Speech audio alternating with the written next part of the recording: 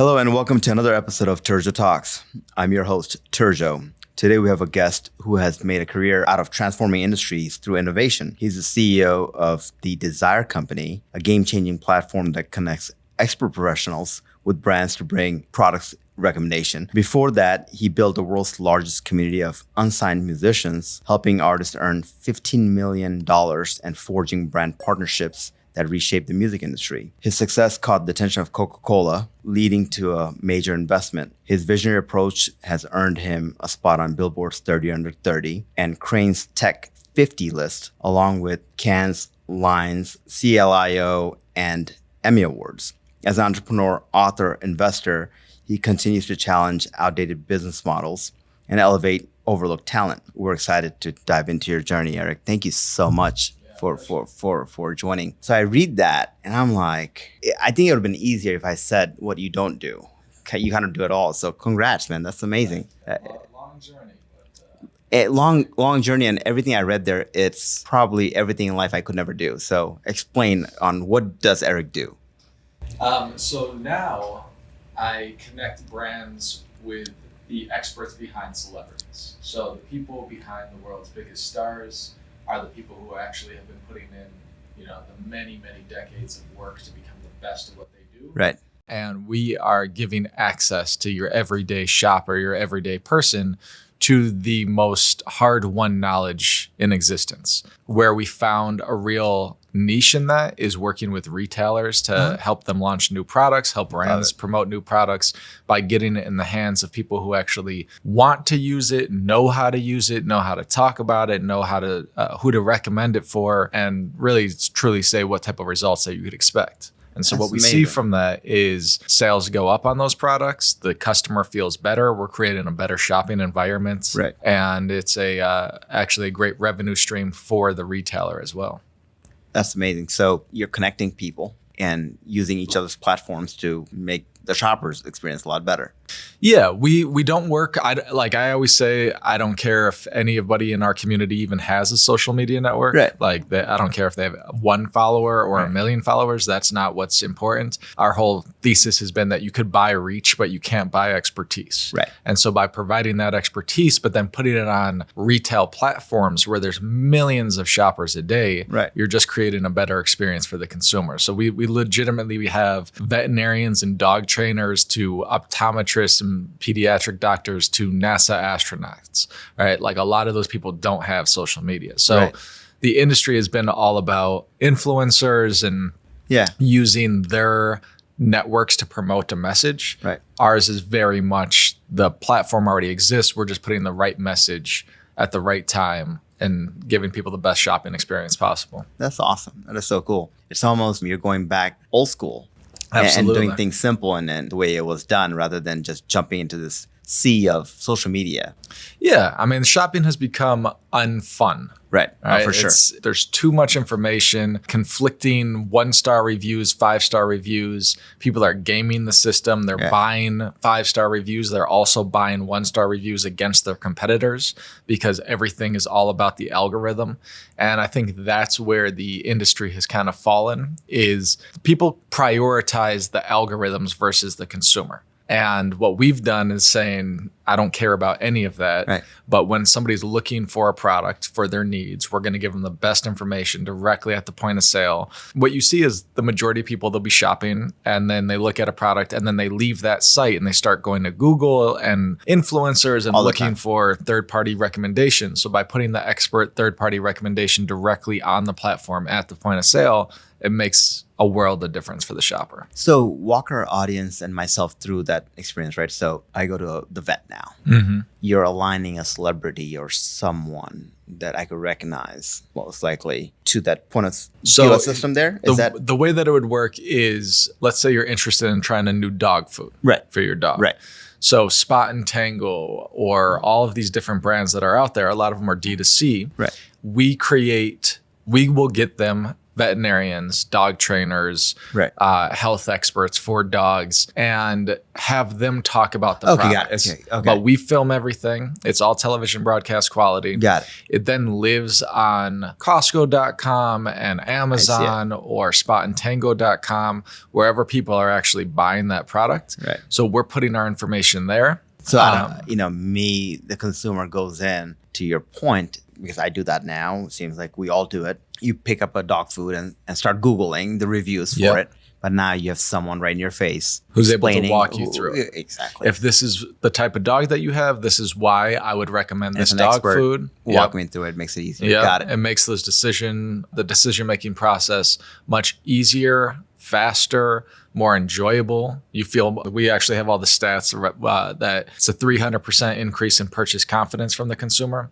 So knowing like, wow, I actually am willing to try this dog food now for my dog or, whatever, because I heard from the expert, it was the right message at the right time. And that's what we've been perfecting over the years. That's amazing. I mean, because, a lot of these things are random buys that we do, and you're catching them at the right place. I mean, you're out there. Yeah. And a lot of this stuff, like we did start with the higher end products. Like if you're buying $1,000 Garmin watch, or you're buying a new food processor, or something that's emotionally very important, like your dog food or something of that nature. That's where we started, is providing that expert education. But what we found is that it really doesn't matter the price point. It just matters how important that item is in the role that it plays in your everyday life. So we do this across beauty. We do it across, health and wellness, with vitamins, with hair dryers, with it doesn't matter. Anything, gaming, HP printers, like it's just across the board. That's awesome. Yeah. So it's very interesting. Well, I could almost argue that the lower price point would probably be more beneficial, right? Because if you're buying $1,000 watch, something very expensive, you're probably thinking of an investment. Sure. Now you're doing a lot more research leading up. But to your point, if you're buying something smaller, it's already available there. Yeah. And like you'll see our videos now live across, Target and Walmart and Tractor Supply and Best Buy and Amazon. And if I come home with a tractor, I'm gonna tell my wife that it was Eric's fault. Yeah.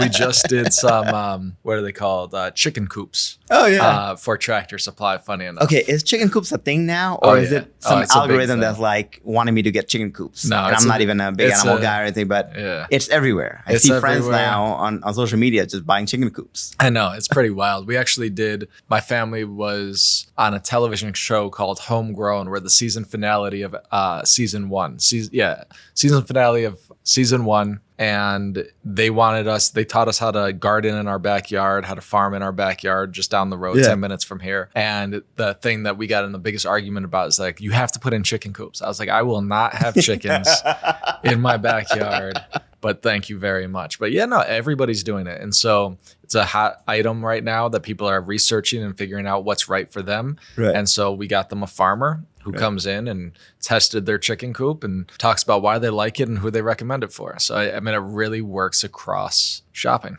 Right. The funny thing is that for the audience too that is listening to this on audio or podcast, you guys have to check out how Eric is dressed today, because we're talking about chicken coops and he's got pearls and Louis Vuitton on, right? With camouflage sneakers on. The chicken coop, this is fascinating. This is really cool. So you guys got to check the link out there and just go like, Eric is a really cool guy, and for him, talk about diversity, talking about chicken coop to fashion. I mean, that's incredible. I appreciate it. Farming is for everybody these days. That's so cool. So finally, I get what you guys are doing here. How in the world did you get it? How do you get up and go like, okay, this is what I'm going to do? What was the journey? I'll take you back a little bit to my first company, and so I was in music all my life, and I started a record label 3 months before Napster launched. And Napster was the death of all record labels, especially at the time. Crushed it, yeah. And I realized, okay, nobody's ever going to pay for music in the way that they used to, but that doesn't mean music's going to stop being created. Right. Somebody is going to have to, figure this out. And I was managing artists and we were doing shows, and I really figured live was the only way to make money as an artist. But then at one of my shows, a creative from Leo Burnett came up to me and they said, that third song, I loved it. I'm working on a campaign for Kellogg's right now. I'd love to use that song. And I was like, what do you mean? He was like, well, in a television commercial. And I was like, oh, do you pay for that? And he's like, of course we pay for that. And I was like, oh, okay, amazing. Brands still have to pay for music. Consumers, they get it for free. Huh. But brands, they use it. Every Right. time you turn on a television, the music in the background of the TV shows, the commercials, you walk into a restaurant, a bar, Anywhere, video games, they all have to pay for music. Right. So that was the industry that I went into. Instead of managing 4 artists, I went to 40, then 400, then 4,000. Wow. Then tens of thousands of musicians from around the world. Became the largest provider of music to Disney, McDonald's, HBO, Viacom. That's incredible. Yeah, and we were doing about 89,000 placements a year, so tons of artists we were touching around the world. It was just a small check. Some of them, it was life-changing amounts of money. Right. But the opportunity was incredible for everybody. And so we found a wonderful partner in Coca-Cola. Mm-hmm. Coca-Cola bought a minority stake in my company. We started doing all of the activations at the Olympics, the World Cup. So we were in Russia and Brazil and London. And that was wonderful. And then I wrote a couple books about music marketing, entertainment marketing, connecting with your consumer beyond the product that you're selling. And then I exited, and I was not allowed to work in music because I had a non-compete. And they actually did all music? Entertainment, I really wasn't allowed to work in. Wow. It was kind of heartbreaking. I didn't understand it. That wasn't Coca-Cola's fault. That was a private equity group that I sold my control to, and all of that. That's a different podcast for a different day. Yeah, we're all about private equity. So whenever you're gonna come back, we welcome that. Nice. One. Yeah, we love that. That's a whole experience, a learning. I was very young. I had no idea what I was doing. I was burned by private equity too in the past. It happens. We'll talk more often than not. Yeah. Well, I shouldn't say that. But but you know what? Talking about private equity, I was just telling our last guest here that it could be a wonderful tool for growth and exit. But you got to be very careful with the partner. It's just no different than any partners you're picking, right? Because private equity, they really manage a lot through return on investment and spreadsheets, and there's not emotional touch there. Zero emotion. Right? And if you understand that going in, it's okay. Yeah. If you don't, then you're going to get burned. Yes. Right? And I had no idea what to expect. Correct. I just saw checks and I thought I was going to just keep on running the business the way I wanted. And that's not the case. And Eric, I tell people all the time that when I did deal with a large deal with private equity, and mine was $3-something billion, right? Wow. I did the deal as an entrepreneur. Terrible deal. If I did it as a CEO, it would have been a great deal because it's so different. So you sound like what I've been saying. You are really the entrepreneur, and not all entrepreneurs are great CEOs. Right. You think it'll be the same thing, but it's a big distinction. You go from passion, and you're a builder. yes. You're passionate about people. You're trying to connect, and you care about those things. The CEO is just what's right for the next move. Absolutely. Right. I mean, and you just nailed it. That was exactly right. Like the biggest issue that we had was I built the company for our artists. I built it to give them opportunity to make money. Yeah, you wanted to make money, but that wasn't the goal. Right. Absolutely. It's a passion project to help others. Yeah. Ended up making a lot of money doing it. Yeah. And then and I was so excited and motivated every day by how much money we were paying our artists. And then private equity got involved and they said, well, we want to start charging artists just $20 a month to be involved. And I was like, no, we're not going to charge. They're like, it's only $20 a month. And But they're it's right. I mean, that subscription. would have, And, we had 20,000 artists signed up. We had 20,000 in the queue, ready to go. Like, that's a lot of money. I couldn't see that. I was like, no, that's not why I started this company. I'm never going to charge the artist. The entrepreneur was And the CEO. We did not Yeah. along after that. But anyway, so was trying to figure out what I wanted to do next. I couldn't really work in entertainment or in music, which is all I knew. And how long was the non-compete? 4 years. 4 years, okay. These days, it's debatable how enforceable that really is, and the state and all of that, and who's going to come after you. But I was paranoid. I didn't know anything, so I just stayed away from and it. especially, we dealt with enough non-competes here. In a whole industry, you could have geography, but you can't, because that's your livelihood. What else do you know in life? Well, and I didn't know anything. Yeah, you're an artist. Yeah, exactly. What else do you know? So what happened is I ended up breaking my neck. It was a small break, not life-threatening or anything of that nature, but I didn't want to take the pain medication that the doctor recommended. And I was looking for topical ointment, anything else I could take. So I went online. You get millions of results on Amazon. On Google, it's Overkill. a nightmare. I went on Instagram and the social media platforms to look for recommendations from health influencers, and it was a disaster. I was spending days looking for this. Then I remembered I knew a professional rugby player. So I called and I said, hey, when you guys have, inflammation in your neck and you just want to deal with the pain, what do you use? And he was like, this is what I use. I love it. It works every time. I thought the rugby player was going to say, nothing. Yeah. Man up. Right. Yeah. And he's like, this is what we have. We have so many of this, so many of these just in the locker room at all times after games, before games. Highly recommend it. Went out, bought it that day, used it. Brought me relief. And I was like, wow, what an incredible shopping experience that was. One call. Like one call. And you're there. Somebody I trusted, an expert. Yep. They've used it. And I was like, you know what? That's really cool. Like if I could give access to this type of expert information to people who are just looking for a simple product answer, then what a great experience. That's where I started digging in. And I was like, I know a lot of interesting people. And the first ones that we went to, it was Lady Gaga's crew and Rihanna's crew and Beyonce's crew, but not Beyonce. Right. I knew I couldn't work with the stars,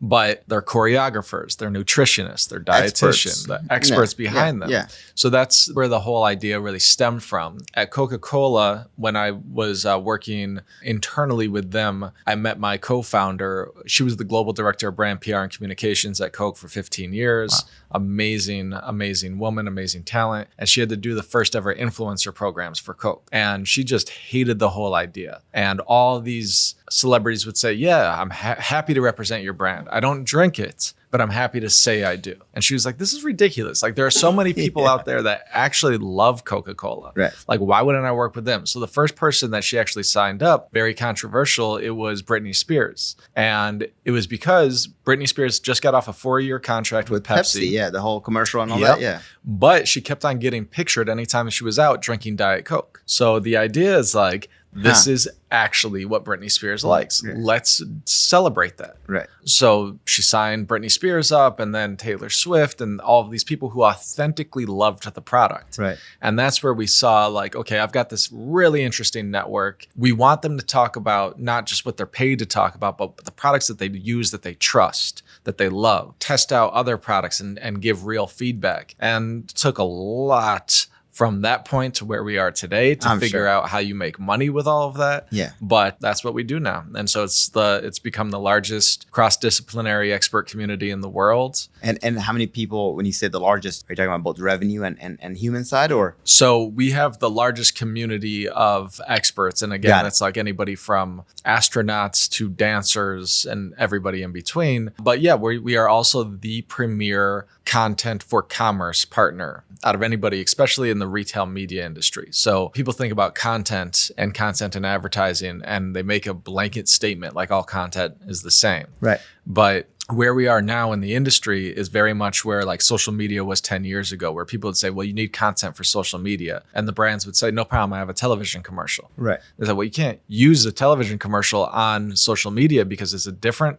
experience. Different deal, The shopper's in a different mind frame, literally actioning different things at that moment. You can't feed them the same information that works here. Right. So now the same thing is happening on retailers' websites, where now everybody's saying, well, you need content on your retail site. And people are saying, no problem, I got social media content. Right. Okay, but you try to put that on your website, nobody wants to see that. No. Like nobody's shopping and then just going to start start And when you do, launching. you can tell now. Yeah, and it's garbage and Yeah. it wastes your time and it's entertainment. It's not education. Right. So we provide that expert education on the retailer site. So the content that we create is called bottom of the funnel content. So it's not about awareness. It's not like that billboard, like, hey, this product exists. It's if you know a product exists and you're curious, then our content's going to, close the deal. Right. Or it's going to tell you this is not the product you're looking for. Don't waste your time and money. That's amazing. How many experts do you guys have in this community here? Thousands. So we started primarily just within the network that we knew and in Chicago, but we had Bears players from the NFL. Yeah. And then what happened with the Bears players, they all get traded every year. Yeah. Or even in the middle of the year. Yeah. And so then they go down to the Saints in New Orleans and like all over the place. And you're picking up more from and then they introduce us to more players and they introduce us to more coaches and trainers and dietitians and nutritionists. So it's now spread. We still focus on the US market, right? But we have experts from everywhere. We just got into doing French for the French Canadian market for Best Buy. But beyond that, it's primarily the US. The US, yeah. That is amazing. So basically, in the new model, you replace the artists with experts now. Yeah. And it's become another community, really. Yeah, And then you're helping the experts now instead of the artists. Exactly. And it could be artists too. Yeah, and these are people who they're not in front of the camera. They're always the ones behind the camera. So we do workshops for them, teaching them how to be a little bit more lively on camera, more polished. They have to get to the point faster. Yeah. So we do a lot of pre-production. It is a heavy lift on our end. It's not as easy as influencer marketing where you're just sending somebody a product and saying, film it, send me back the content. We have to do it. We do the production, the pre-production, the post-production. But the quality of what the brand receives is unparalleled. Yeah, and it's authentic. That's exactly right. That's incredible. So, and how does your revenue structure work? Are you doing a revenue share with the experts here, I'm assuming? Yes. And you're booking the or the brands too, to kind of connect the dot. You're the bridge. So the retailer pays us. Right. The retailer sells our services to all the brands that they carry. Right. And then we pay the expert for their time to come in, share their knowledge, test the product. There's no like, oh, this one sold 100 million units, so you're getting a bonus. There's nothing like that. It's like, we are paying you for your time. We honor you as an expert. We want you to come in and share your experience. They get a check for that. The only time where they will get additional money is when it's used on television broadcast. Okay. And that's purely because we want to respect the fact that most of what we do is digital and connected TV, that being included. But once it goes to actual broadcast television, they should get more because it's a broader use case. It's a whole different use. Yeah. That is awesome. Yeah. So, and then the revenue model, we sell a package to a retailer. They will then split it up and sell it for double or triple to the brands that they carry. So they're really wholesaling it out or retailing it out. And exactly. We work just like just like a retail. You just have a distribution model, really. Exactly. So it's new. We didn't have a blueprint to go off of. It's taken us many years of figuring out, because brands will pay you, but brands are a lot of work to work with directly. So better to have the retailer as the middleman who's saying, like, just sign up, send us all of this. What are the things that you want to highlight about this new product? What are the things that you definitely don't want said? And that's it. There's no scripting. You can't tell the person what to say as an influencer as you'd be able to with an influencer. So it's taken a lot of education for the market to get up to speed, but now it's really taken off. No, I love what you're doing here, because I guess the pros and cons of working with a brand or large brand is that you're so influenced by what you can do it. So it's not a really authentic grade or review of the product. Yes. It's really, you're kind of being told what to do. Yeah. In the nicest way possible. In the nicest way possible, except the FTC has finally cracked down on it. Yeah. So October 20th, 2024, last year, they put in all new laws around influencer marketing and reviews. Got it. And it's $52,000 per violation. So it's pretty serious. Yes. They're going after the big companies first, and the day that they put it out, the next day, Amazon was suing a ton of their vendors. Google's suing a ton of their vendors, because it's not Amazon creating fake 1-star reviews. Yeah. Their vendors are. But if they don't sue them, then they're going to get in trouble. So it's a really interesting industry. The fake review epidemic has really hurt brands just because they need 5-star reviews to show up in algorithms. But if you get enough 1-star reviews, you disappear from the search. So you got to keep up with it. People have found that somebody creates a new product, new category, they bring it to market, it does well, people knock it off, they introduce a cheaper fake version of that product, and then they'll give the original product a ton of 1 stars. So the original product just completely disappears from the market, and they become the category leader. It's a really upsetting environment that was created, but the FTC has finally got involved to try to help manage it, mitigate. Yeah. Wow. I'm learning awed by this whole thing. So how big is your team? About 30 people. So you guys are staying very busy. Very busy. It's a lean team. We're small intentionally. My last team, I grew, I moved out to London for 3.5 years and opened up offices in Europe. We had offices in Mexico City. We had offices all over the US.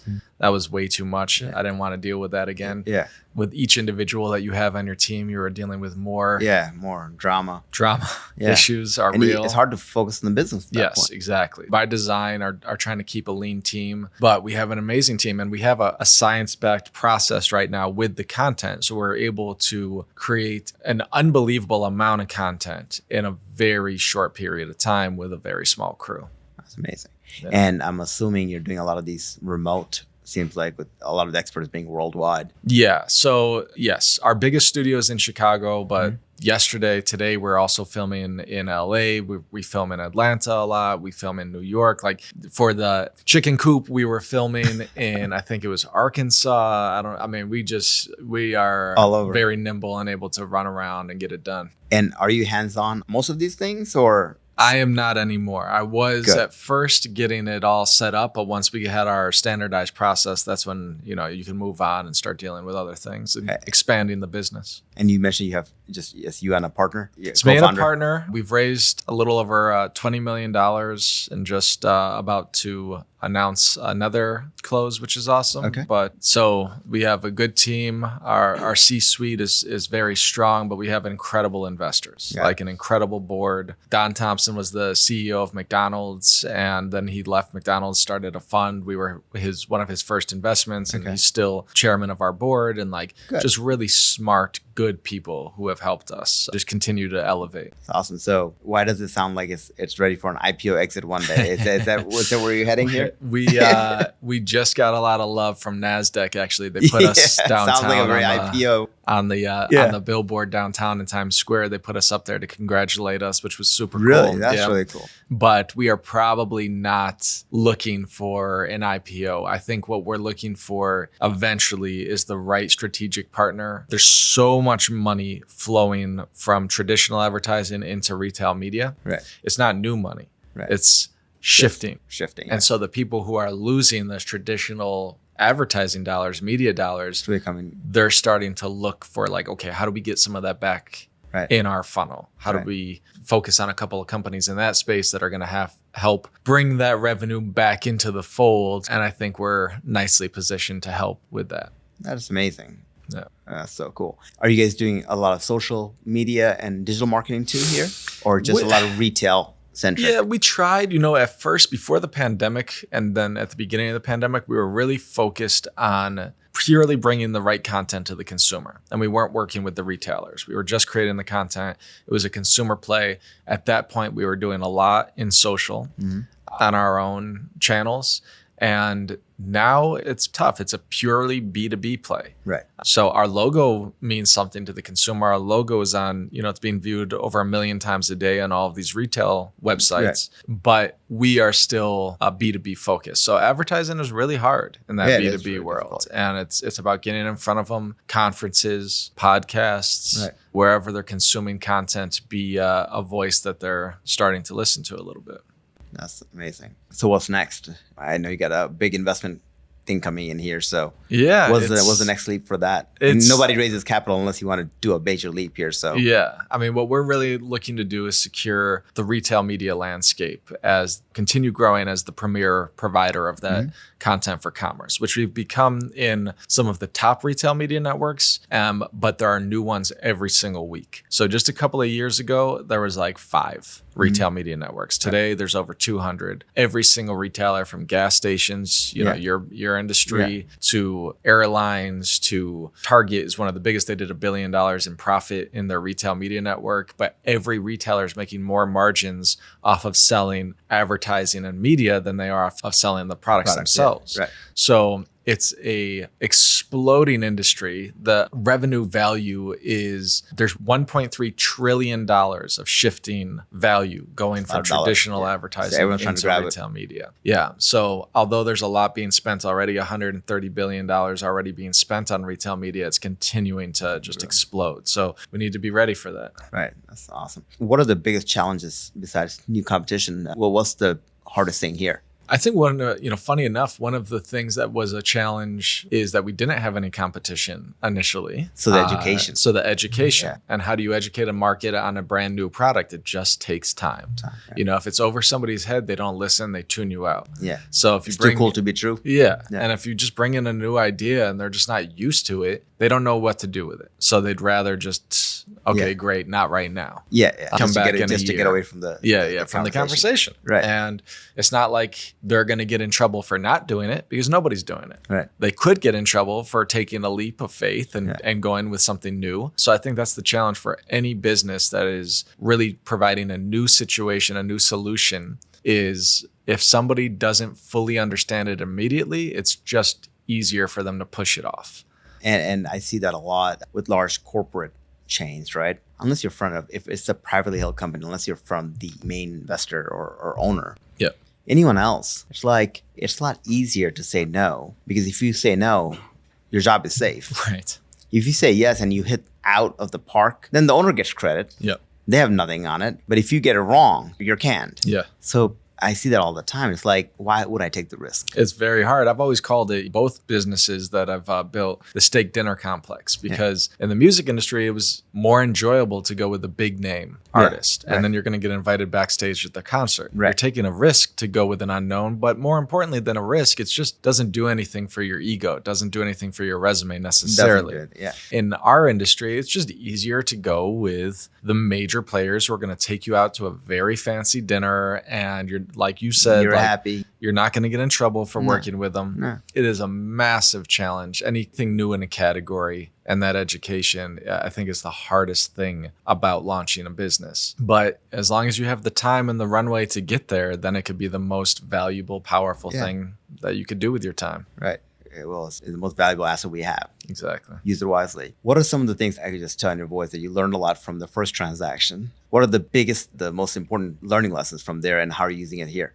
I think the number one lesson was, do not get involved with somebody unless you really, truly like them. Right. And that is, period. Yeah. That is the biggest commitment that my co-founder that we made to each other when she decided that she was going to quit Coca-Cola to do this full time with me, is she said, look, we are at a place in our lives where we have a choice of what we do every day and who we spend our time with. And if I'm going to spend and dedicate all my time to this, then you have to make a commitment. We're not going to work with anyone we don't like. Right.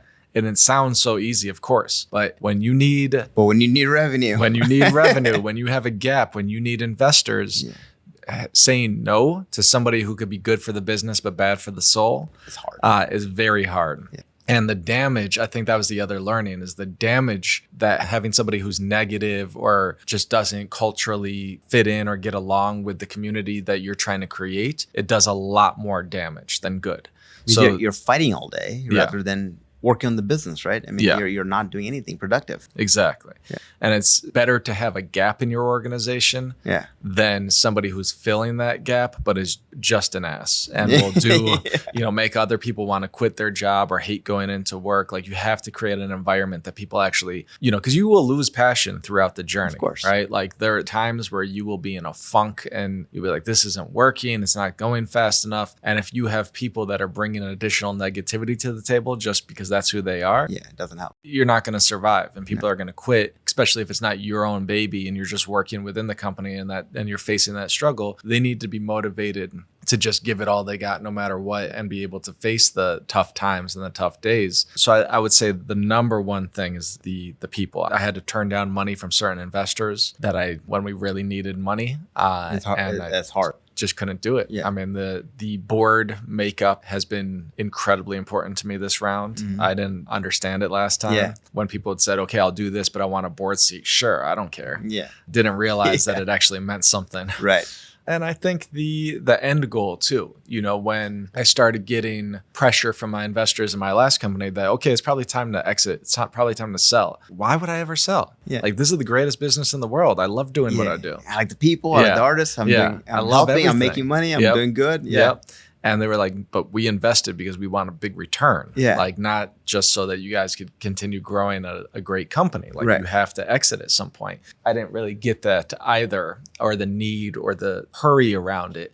Whereas we've just been more like, you can't build a company to sell. It will never sell. You have to build something that can sustain on its own and has that longevity, but you have to have the exit in mind. And if you're going to ask somebody for $1, how are you going to get them back $5, $10? It's funny. I tell my team all the time that build a company that you're going to keep forever, right? It's a passion, but run the books as if you're going to sell it tomorrow, right? If the books are clean, at that point, everything is procedural. That's the company. Exactly right. But don't come in saying that, let's go sell, because at that point, you're really doing bad deals now to sell the company, and it's not going to work out well. Exactly. I mean, I think that was another lesson, is the books. I think probably the third or fourth person that we hired was a CFO. And everybody was like, you don't need a CFO yet. Well, I waited way too long last time. Same thing. Then and there's to clean too much up is a lot harder. Exactly. Yeah. Then there's way too much cleanup. Things weren't done right that could really interfere with a business transaction. So this time it's just being able to look back and say, what would I do differently? What messed some things up? Like, let's just tackle that first and foremost. Even certain things like D&O insurance for your, director and operators insurance for your board. Like, I never even thought, I didn't know what it meant. Yep. So by the time we went to do it, we were too big. We were too far along. It was so hard to insure. Yeah, the premiums are so crazy. So all of that, just getting that all squared away early on was super helpful. Right. I mean, touched on hearing you, I could tell that, the private equity, DNOs, the insurance, just with something like that. Yeah. It's, you need it, but when you need it, they're not going to pay you. So you have to sue them too now. Exactly. And then it is just, yeah. And there's so many workarounds that too. If somebody gets you for fraud or something, that goes away. And it's just. Yeah. And then, I mean, there's even simple things like KPIs, like key performance indicators. Yeah. My first company, somebody, I'll never forget when they asked, like, okay, so what are your like 3 major KPIs? And I was like, what is that? You're like that guy is doing well. Yeah. Is that a KPI? Exactly. So now, like, just again, like going into it eyes wide open, like, okay, what are the performance metrics that let us know that we're doing well, that we're moving in the right direction, that an individual is doing well or not capable of doing what we need them to do? And when do you put somebody on a performance plan, and how do you help them? And what are the managers that are needed in different parts of the business and the experience that they need to have? Just all of it is so different. And KPIs are important because sometimes it's just people at the wrong places sometimes. Yeah, they have a talent they could serve somewhere else. Exactly. Right? Or why waste your time too? Yep. Yeah, and that, I mean, some of the greatest things in the world is when we got fired earlier in our jobs, right? Yeah. Thank God we did, because we got to move on. Yeah. It doesn't help. Exactly. So, being more comfortable with that, and also then having a network that I could, if we do say like, look, we've tried you in this position and this position, and this just is not the right fit, but I've got a wonderful network. Happy to put your resume out there. Like, as long as there's no bad blood, then going above and beyond to help somebody, it comes back tenfold. That's awesome. So tell me a little bit about your books over here. How many have you written? Well, 3, but 2. One is a child's book. So a children's book. And what was the motivation behind that? I want to know about that. So I have 3 kids, but I have 16 and 18-year-old stepdaughters, but I've had them since they were 3 and 5. Okay. But being a young stepfather in that world, like, I wasn't reading books, doing all that. Now I have a 3-year-old, and with him growing up, I was like, these books are not good. Like,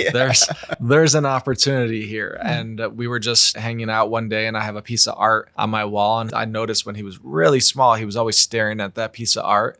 And so I just started making up a story about it, and I was like, you know what, this is a good story. Like, why not write a book? So got a little publishing deal, which was cool, and became the #1 bestseller on Amazon in children's zoo books and then children's architecture book. And that the whole premise was a hippo who got attached to a balloon at the petting zoo, and then he ended up doing a tour of Chicago, and the whole thing was like, you can't fight where you're going, you just kind of have to relax and let the journey take you, and enjoy the journey, not just focusing on the destination. Like, I thought you said it's a children's book, not a life philosophy and entrepreneurial book. Isn't that what all children's books should be? Exactly. So that was cool. Yeah. That is awesome. And that's fun. And then, but the 2 books, the real books, they were published by Macmillan, and they are taught in universities around the world, which was awesome. I did a book tour across Poland and London, or Europe, and different parts of Eastern Europe, and then in London and Spain. And then they're taught in the US here, which is really cool. But first one is called Hit Brands: How Music Creates Value for the World's Smartest Brands. The second one is called Return of the Hustle: The Art of Marketing with Music. And that one became #1 bestseller in business communication, which was really cool, which is why I got picked up in these curriculums. Again, it's, whether it's music or not, it's based on this marketing theory that I trademarked called social empowerment, which is really about understanding the passions of the person you're trying to sell to, and providing something of value beyond just the product that you're trying to sell. Right. Like, how do you enhance people's social experiences in an area that they care about? And that way they are relying or thinking about you as a brand beyond just the transaction. You're becoming important. They're talking about you either in class or at the water cooler, about the experience that you provided, or the discovery of a new artist, or whatever it might be. I think there's a way for a brand to do it wherever, but that's what those books have been focused on. That's awesome. Incredible. So your journey in entrepreneurship is really cool because you took a passion of helping others and just found a way to monetize that. Yeah.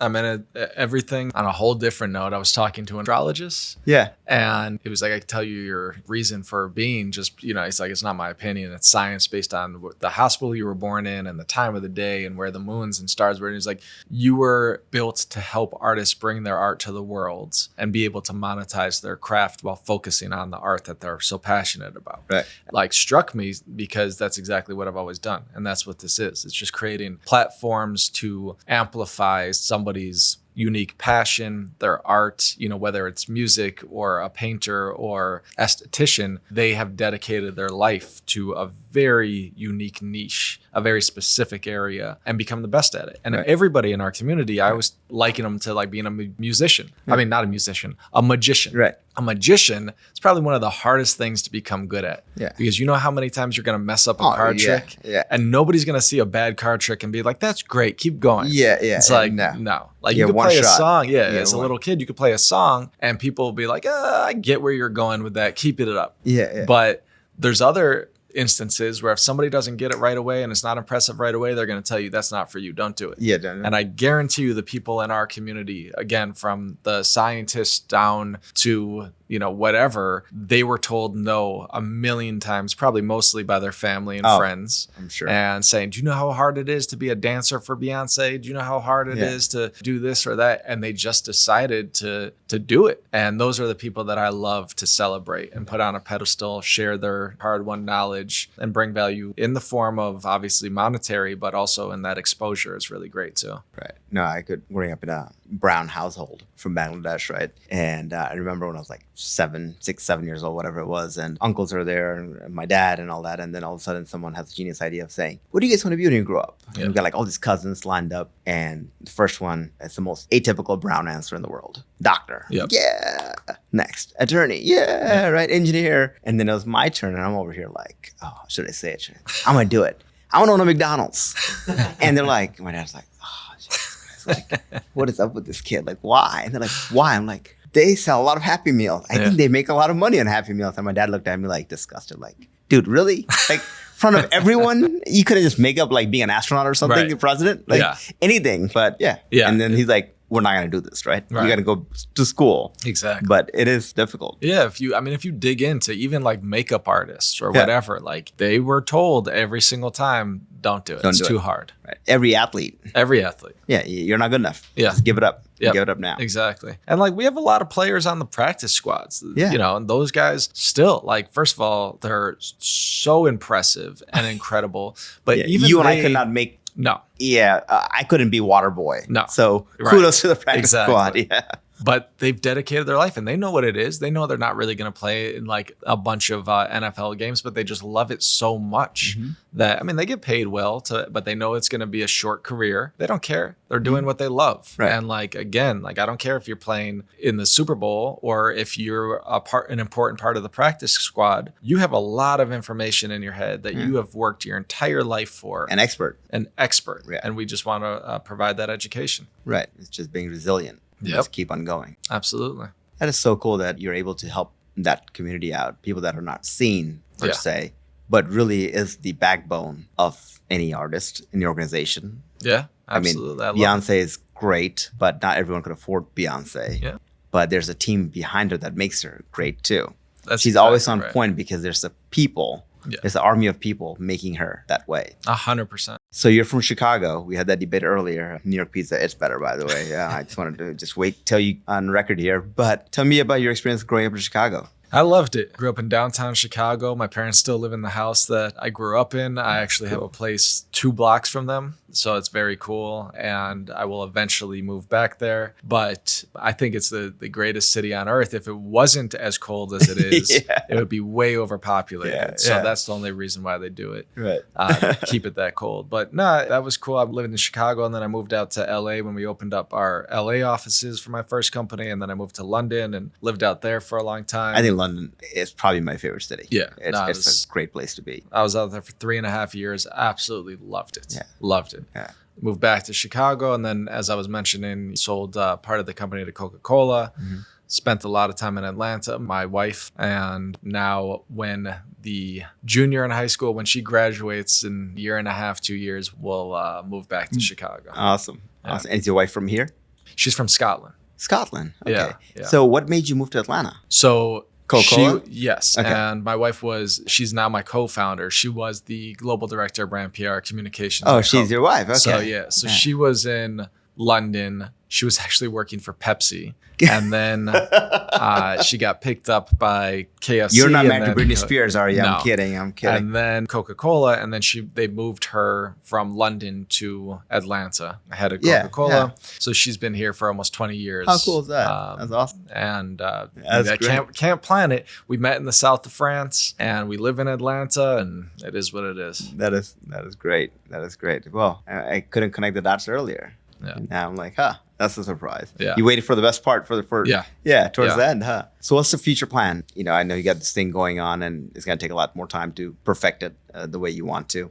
What's next? What does it look like in 10 years for Eric? Oh, that's a great question. Honestly, I love doing what I do in terms of helping people who don't get that shine, get a little bit more out of life that I think they deserve. And whether that's been past couple of years investing in startups, I've been a Techstars mentor here in Atlanta. The last 4 years, I've been a lead mentor at Techstars. Mm-hmm. Love helping people bring new ideas to market. I know how challenging that is. Right. I've invested in everything from beverages to technology. And it all is similar in the fact that it's something brand new, which I think is the hardest. Right. And I think it has probably the largest failure rate, but when you get it right, it can be a life-changing moment for everybody involved. So I love that the industry changing so rapidly within retail media and advertising right now. Anytime that it creates confusion and chaos, it creates amazing opportunities. Yep. I hate the advancements in AI from one perspective, not that I dislike them because I use them every day. I hate that people are putting AI over the person, over the consumer, and I think we're going to have a huge fallout from that.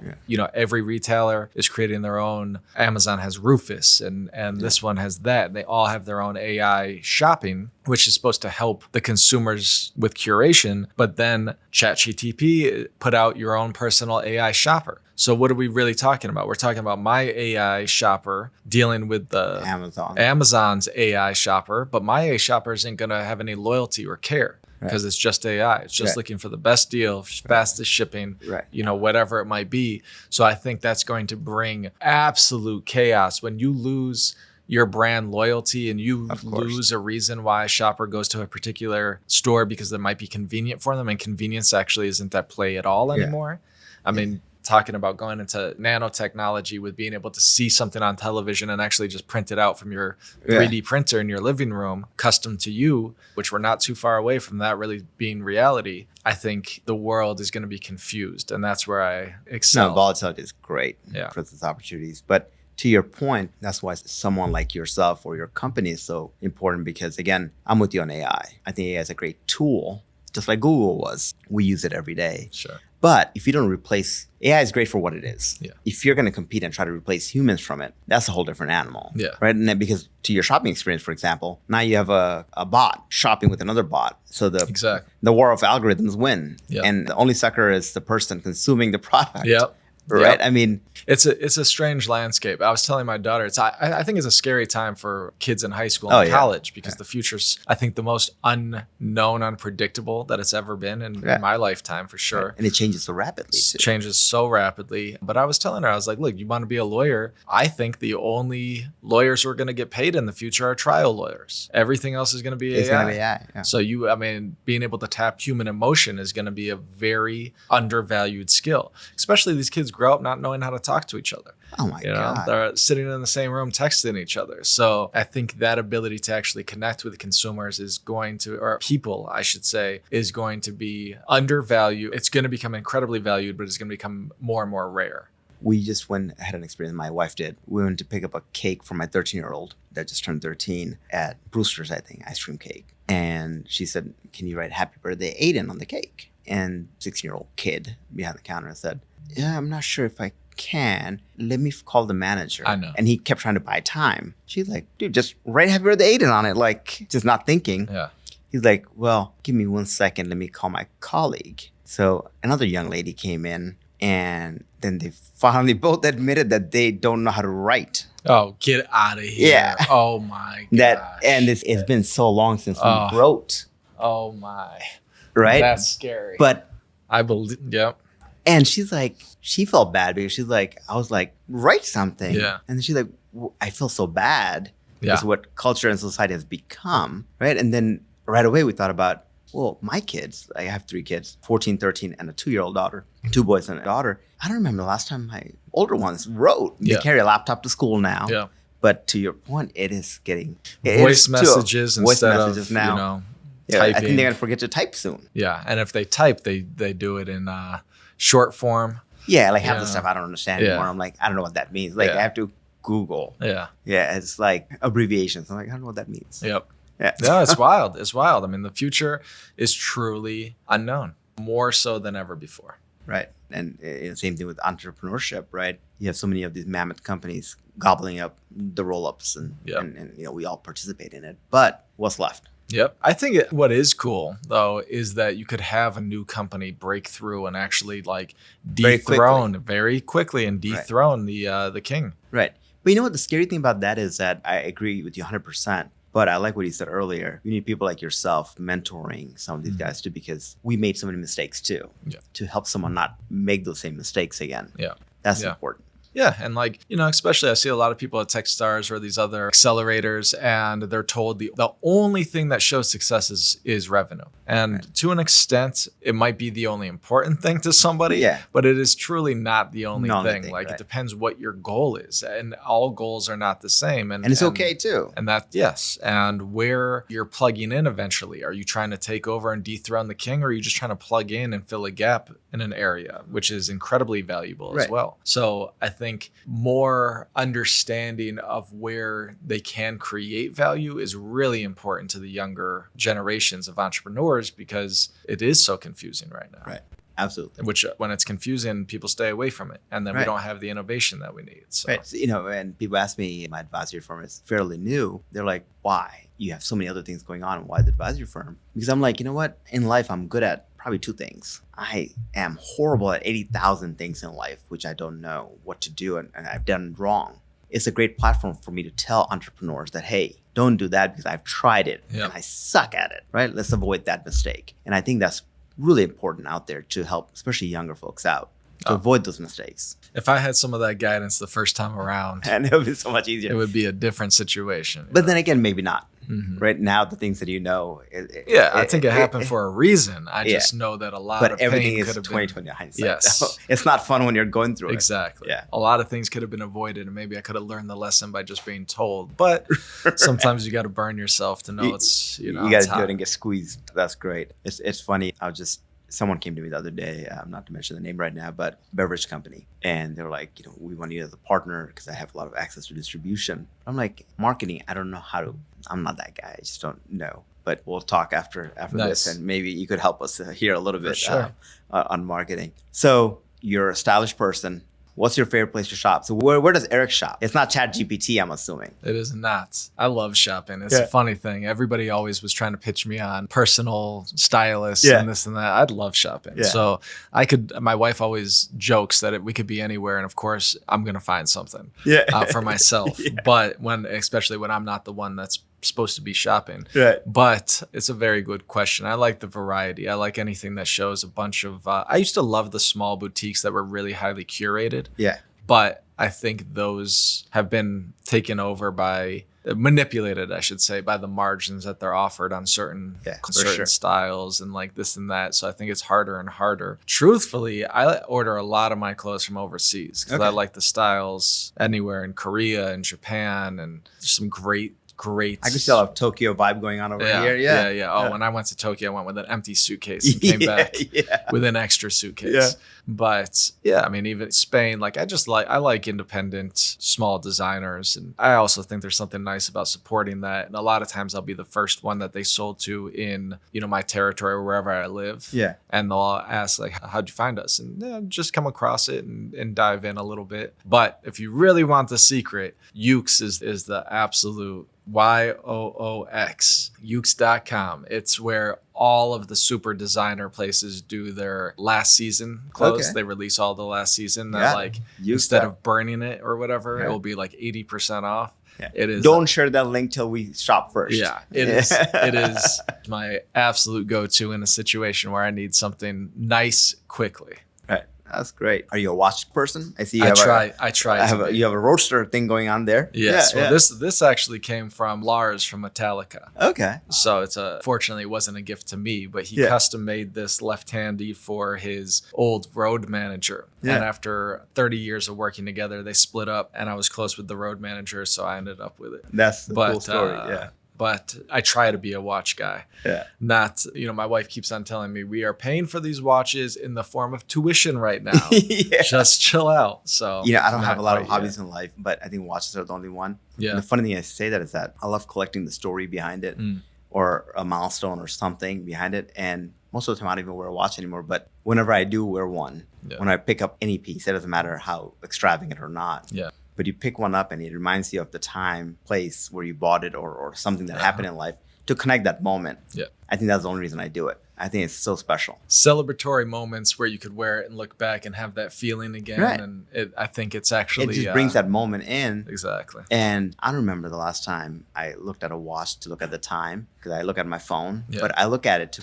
bring a smile on my face of something that Absolutely. happened, or I'll match occasion to it saying, you know what, that's cool. Yeah. No, some of my investors are like change watch twice a day type of guys. And I am so envious of all of their watches, but Yeah. mine definitely hold more of an emotional Yeah. impact. Right. And it doesn't really, nice watches, but that emotional connect, Yeah. you can't replace that. Yeah. Yeah. So speaking of watches, your favorite watch that you have today, and what's the grail? I mean, what a question. I mean, the one that I'm looking at right now Yeah. is Pateks are super hot. The Yeah. Nautilus, like they decommissioned that last design, and I really like that last design. Yeah. So it's up there. Otherwise, the Royal Oak, the Yeah. AP Royal Oak is just the blue face is the one that I want right now. If you need help with APs, let us know. Yeah. I have a really good, Nice. great relationship with those guys. So Do you? yeah, we'll get you in touch. Awesome. In Miami or Ball Harbor, I should say. Yeah. We've been a part of the family for a while. Oh, So, really? yeah. Oh, we'll, right we'll on. get you hooked up with Yeah. there. No, Pateks, you're on your own, buddy. I'm Yeah, sorry. yeah. So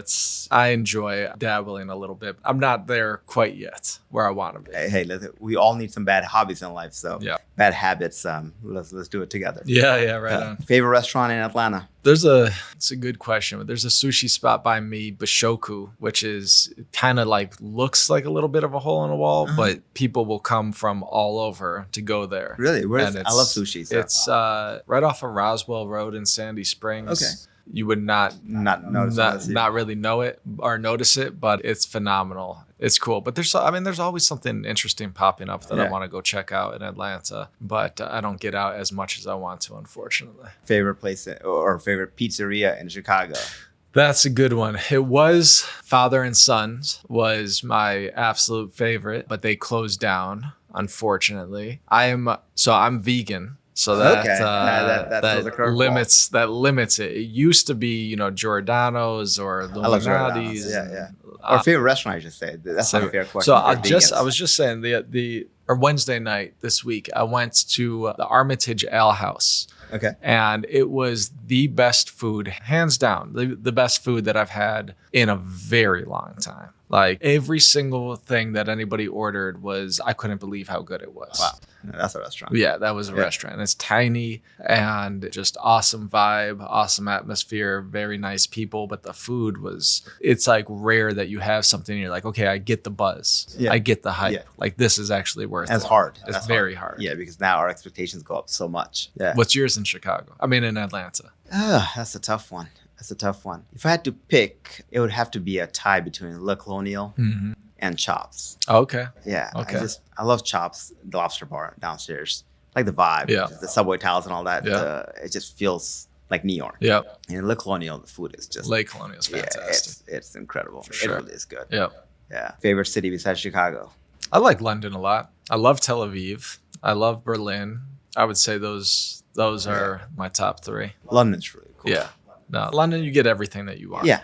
It's like everybody from around the world comes to London. London's like the LA where like anybody who wants to do something cool in And America, it's so cool. like The food is great. The scene is good. yeah, exactly. And you get a taste of everything. So London's a lot of fun. Well, awesome, Eric. Thank you so much for getting in here, man. Yeah, thank you're you. busy and taking the time. We need some links for your books too to put up on. And, For sure. I do want to get a couple copies. Especially the children's book. Yeah, I read yeah. that one. That's fun. Yeah, that's cool. Yeah, that's fun. awesome. But Well, yeah, thank you so much. thank you for having me. This is great. Thank you. This is great. Keep doing amazing work, man. I appreciate Amazing. it. Thank Thank you. you. Thank you so much.